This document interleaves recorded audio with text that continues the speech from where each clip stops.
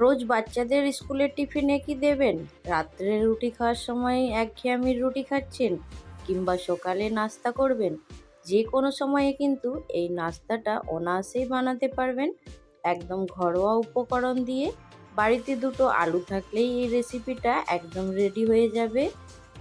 নমস্কার, কেমন আছেন সবাই? আশা করছি সবাই খুব ভালো আছেন, সুস্থ আছেন। মৌসুমীর রকমারি রান্নাতে আপনাদেরকে আবারও একবার অনেক অনেক স্বাগত। তো প্রতিদিনের মতো আজ একটা নাস্তার রেসিপি নিয়ে চলে এসেছি আপনাদের কাছে। এটা নাস্তা, টিফিন রেসিপি কিংবা ডিনারে যে কোনো সময় কিন্তু বানিয়ে খেতে পারবেন।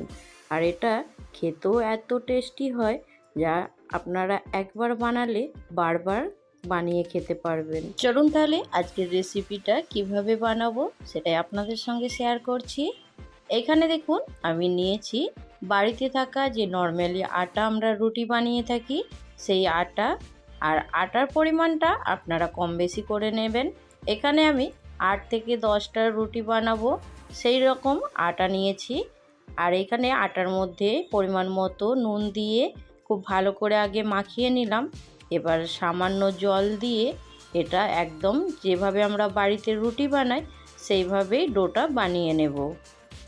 এবার বন্ধুদের কাছে একটা ছোট্ট রিকোয়েস্ট করব, আজকের রেসিপি আপনাদেরকে যদি ভালো লাগে একটা ছোট্ট লাইক দিয়ে ভিডিওটা সম্পূর্ণ দেখে নেবেন। আর রেসিপিটা অবশ্য কিন্তু অনেকই সুন্দর, আপনারা একটু সময় করে দেখে নিন। আর বাড়িতে বাচ্চাদের টিফিনে, অফিস লাঞ্চ বক্স কিংবা রাত্রে ডিনারে, সকালের জলখাবারে যে কোনো সময়ই বানাতে পারবেন।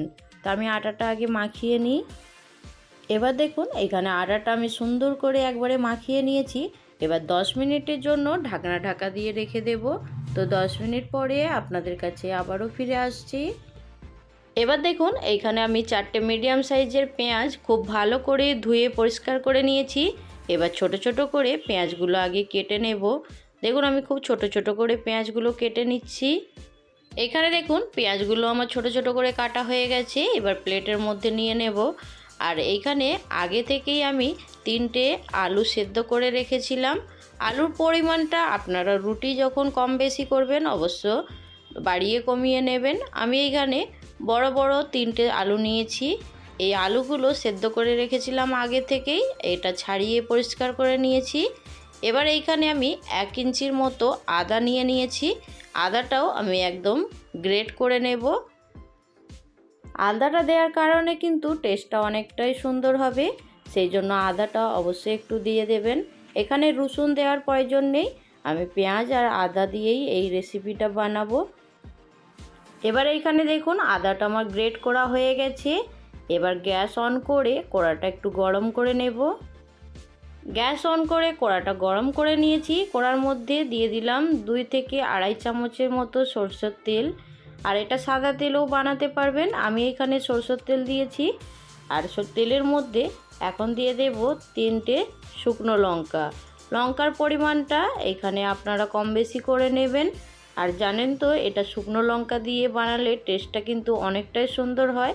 আপনারা চাইলে কাঁচা লঙ্কা দিতে পারেন, তো আমি এইখানে শুকনো লঙ্কা দিয়ে বানাবো।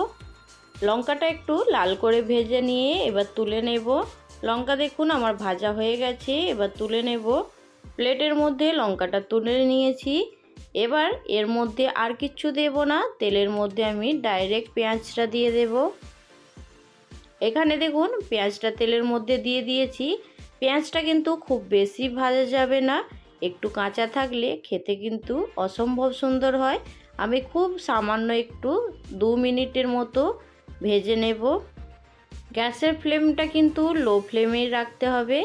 এখানে দেখুন পেঁয়াজটা ভাজা হয়ে গেছে। এবার এর মধ্যে গ্রেট করা আদাটা দিয়ে দিলাম।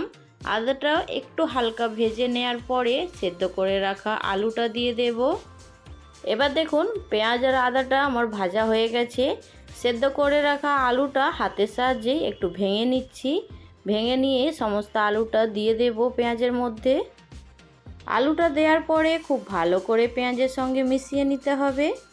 আলুটা দেখুন পেঁয়াজের সঙ্গে খুব ভালো করে মিশিয়ে নিয়েছি। এবার ওপর থেকে পরিমাণ মতো নুন দিয়ে দিলাম। নুনটা দেওয়ার পরে আবারও নাড়াচাড়া করে নেব, তাহলে নুনটা আলুর চারপাশে একদম মেশানো হয়ে যাবে। এবার দেখুন যে শুকনো লঙ্কাটা আমি রেখেছিলাম ভেজে, সেটা একটু হাতে করে মাখিয়ে নিয়েছি। এবার মাখানোর পরে আমি আলুর মধ্যে এটা দিয়ে দেব। এই লঙ্কাটার জন্য কিন্তু আলুর যে টেস্টটা অনেকটাই বাড়িয়ে দেবে। আপনারা একবার এইভাবে বানিয়ে দেখুন, খেতে কিন্তু অসম্ভব সুন্দর হয়। এবার লঙ্কাটা আলুর সঙ্গে খুব ভালো করে মিশিয়ে নিতে হবে। এখানে আলুর সঙ্গে মেশানোর সঙ্গে সঙ্গে আলুর যে বড় বড় দানা আছে, সেই দানাটাও আমি খুন্তির সাহায্যে ভেঙে নিচ্ছি, দেখতে পাচ্ছেন। এবার আমি 1 প্যাকেট ম্যাগি মশলা এই আলুর মধ্যে দিয়ে দেব। ম্যাগি মশলাটা প্রত্যেকের বাড়িতেই থাকে, যদি না থাকে অল্প একটু গরম মশলা দিয়ে দেবেন, তাতেও কিন্তু খেতে ভালো লাগবে। আর না হলে একটু জিরে ভেজে দিয়ে দেবেন, সেটাও কিন্তু অনেকটাই টেস্ট বাড়িয়ে দেবে। আর আপনারা, আমি অনেকগুলোই অপশন দিলাম, আপনারা যেটা ভালো লাগবে সেটাই কিন্তু করে নেবেন। খেতে কিন্তু অসম্ভব সুন্দর হয়, একবার বানিয়ে দেখতে পারেন। আর ওপর থেকে আমি দিয়ে দেব কিছুটা ধনেপাতা কুচি। ধনেপাতাটা দিয়ে একটু মিক্স করে নেব খুব ভালো করে। আর এইখানে আমার আলুর পুর একদম রেডি হয়ে গেছে। গ্যাসের ফ্লেমটা এবার বন্ধ করে দেব। আবারও এইখানে আটা যে মাখিয়ে রেখেছিলাম সেইখানে চলে এলাম। আর এইখানে আটাটা একটু হাতে করে শেপ দিয়ে দিলাম। এবার আমি ছোট ছোট করে লেচি কেটে নেব। আটাটা আমি দুভাগে ভাগ করে নিয়েছি। এবার ছোট ছোট করে লেচি কেটে নিচ্ছি। লেচিটা দেখে বুঝতেই পারছেন রুটিগুলো একদম ছোট ছোট হবে। আর এইখানে সমস্ত লেচিগুলো কেটে নিয়ে আপনাদের কাছে ফিরে আসছি। এখানে দেখুন লেচিগুলো কাটা হয়ে গেছে। এবার একটা লেচি নিয়ে হাতে পাকিয়ে নেব। দেখুন সাইজটা দেখলে বুঝতেই পারবেন একদম ছোট ছোট করে রুটি বানানোর চেষ্টা করছি। এবার রুটিটা আগে বেলে নিতে হবে। এইখানে দেখুন বেলুন পিড়ি নিয়েছি, অল্প আটা দিয়ে আমি রুটিটা আগে বেলে নেব। আমি কয়েকটা রুটি এইভাবেই ছোট ছোট করে বেলে নেব। তারপরে রুটি যেভাবে আমরা বাড়িতে ভেজে নিই সেইভাবে রুটিগুলো ভেজে নিতে হবে। এখানে দেখুন আমার রুটি একদম বেলে রেডি করে নিয়েছি। আর বাকি রুটিগুলো এইভাবে রেডি করে নিচ্ছি। আর এখানে দেখুন আমি রুটিটা আর ভাজা দেখালাম না, রুটি যেইভাবে আমরা বাড়িতে ভেজে নিই সেইভাবেই আমি ভেজে নিয়েছি। চলুন এবার রুটির মধ্যে স্টাফিং ভরে নেব। এখানে আমি আলুর মধ্যে লেবুর রসটা দিতে তখন ভুলে গিয়েছিলাম, সেই জন্য এখন আমি লেবুর রসটা দিয়ে আলুর সঙ্গে খুব ভালো করে মিক্স করে নিচ্ছি। এখন আলুটা একটু সাইডে রেখে দেব। এবার দেখুন আগে থেকে যে রুটি বানিয়ে রেখেছিলাম সেই রুটির মধ্যে একটু টমেটো সস দিয়ে দেব। সসটা দেওয়ার পরে খুব ভালো করে চামচে করে লাগিয়ে নিতে হবে রুটির চারপাশে। এখানে দেখুন সসটা আমি চামচ দিয়ে লাগিয়ে নিচ্ছি। রুটির চারপাশে সসটা খুব ভালো করে লাগিয়ে নিয়েছি। এবার যদি বাড়িতে দেখেন চিজ আছে তাহলে অবশ্যই একটু চিজ দিয়ে দেবেন, খেতে কিন্তু ভালো লাগবে। আর এখানে দেখুন আমি অল্প করে চিজ নিয়ে আমি রুটির অর্ধেকটা অংশতে দিয়ে দিচ্ছি। চিজটা দেওয়ার পরে আলুর যে স্টাফিংটা বানিয়ে রেখেছি অল্প করে স্টাফিং নেব। এই চিজের ওপর দিয়ে আমি অর্ধেকটা রুটিতে স্টাফিংটা খুব ভালো করে এইভাবে চামচ দিয়ে লাগিয়ে নেব। যেভাবে দেখুন হালকা হালকা হাতে চামচ দিয়ে লাগিয়ে নিচ্ছি আলুটা, সেইভাবেই কিন্তু লাগিয়ে নিতে হবে। সম্পূর্ণ রুটিতে আলু লাগানোর দরকার নেই, অর্ধেকটা রুটিতে আলু লাগিয়ে নেবেন। দেখুন এইখানে আমার আলু লাগানো হয়ে গেছে। ওপর থেকে আরও একটু চিজ দিয়ে এটা আমি রেডি করে নেব। যদি বেশি চিজ খেতে ইচ্ছে করে অবশ্যই কিন্তু বেশি করে চিজ দেবেন, আমি এখানে অল্প পরিমাণে দিয়েছি। আর এইখানে দেখুন আমার রুটি একদম রেডি হয়ে গেছে। এইভাবেই বাকি রুটিগুলো রেডি করে নেব। এখানে আমি বেশ কয়েকটা রুটি রেডি করে নিয়েছি। এবার গ্যাস অন করে নেব। আমি এখানে একটা গ্রিল প্যান নিয়েছি, এটা আপনারা তাওয়াতেও বানাতে পারবেন। তো আমি এখানে রুটিটা একটু দেখতে সুন্দর লাগার জন্য গ্রিল প্যান নিয়েছি। ওপর থেকে 1 চামচের মতো বাটার নিয়ে প্যানের মধ্যে দিয়ে দিলাম। এবার চারপাশে বাটারটা খুব ভালো করে লাগিয়ে নিতে হবে। এখানে দেখুন আমি চারপাশে বাটারটা লাগিয়ে নিচ্ছি। প্যানের মধ্যে বাটারটা খুব ভালো করে লাগানো হয়ে গেছে।